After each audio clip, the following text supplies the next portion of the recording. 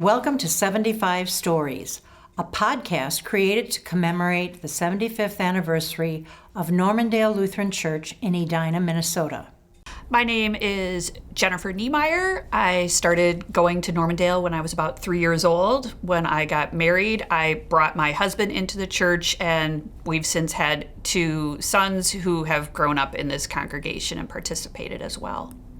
I would say growing up at Normandale, some of my best memories involve being active in Sunday school, being involved in cherub choir and girls choir. I was in those choirs when Gloria Danielson was the director, and then moving on to youth choir. And what I really appreciated was just the level of involvement the youth choir had overall in the congregation. I was able to participate in 2 or 3 different youth choir trips.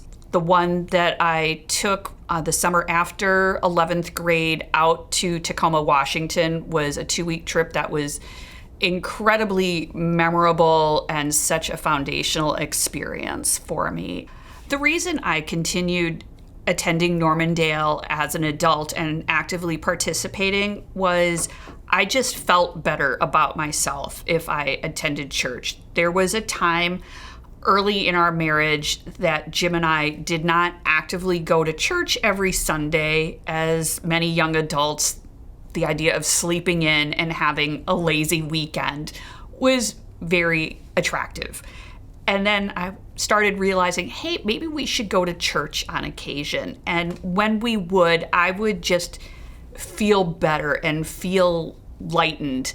And Jim started appreciating it. Growing up, and still now, I have always appreciated how much this congregation values music and good music. Growing up where I would sit in the choir, I could see Jack Swanson and his feet working the organ, and I always thought that was really a cool experience. And so I enjoyed being in the congregation, listening to the music.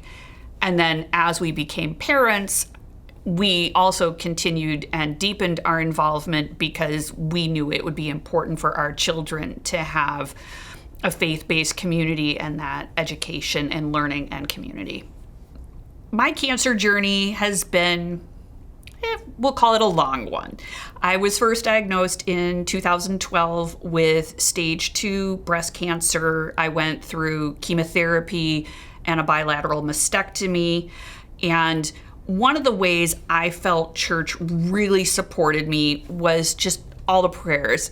I mean, in some ways it's trite to hear, thoughts and prayers, but knowing that Normandale has a dedicated group who does pray for people and has their prayer list, and to come to church and have people ask me how I was doing, telling me they're praying for me. And I truly felt that. In 2017, I was diagnosed then with stage 4 metastatic breast cancer, and I went through chemotherapy again and radiation. And again, just the prayers and support I felt from this congregation, from members of the choir, from other people.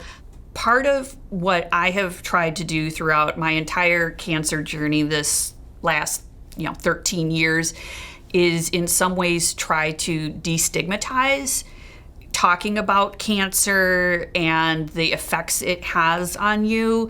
And so that's why I'm open about, not wearing a wig or telling people about what's going on. And I understand that every person in their journey, if they have an illness, it's their journey. For me, being open about it is partly how I process it. And the church community has really just rallied around me and Jim, and we have both really felt the support that we have received from this congregation. I also think some of the love and support that the congregation has shown our boys through this was also really helpful. They knew that people were thinking of them and supporting us, and I think people did a good job of treating them normally, like the teenagers that they were at the time, as opposed to, you're the kids with the sick mom. So I think they really appreciated that sense of normalcy as well. I feel I get the most satisfaction being a member of the Normandale community, knowing that our community really is a community and it is what you make of it. There are people who belong to this church who just attend. There are people who belong to this church who maybe watch online and they don't attend. There are people actively involved in committees and activities, all the musical programming. You get out what you put in, but also to your comfort level.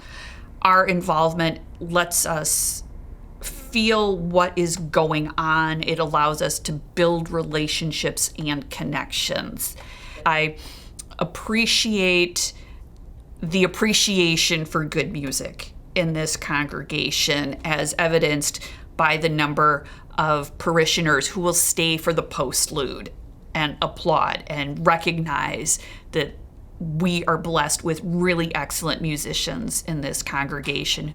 What I appreciate about this church, in addition to things I've said before, is it really encompasses all spans of life. My younger son went to preschool here. My boys, went through Sunday school and confirmation. My husband was able to participate in some caregiver sessions through the Center for Healing and Wholeness as his father went through an Alzheimer's journey. And so those sessions were really helpful for him as the family was navigating this for the first time. This church sees people through from birth and baptism to the end of life care. And I appreciate having something that is a constant and is a support throughout life. We are so glad you joined us today here at 75 Stories. If you'd like to share your own story, please contact Christy Shepard at kshepard@normluth.org. Join us next week for another story, and share this podcast with your friends and family. We are all part of the Normandale community.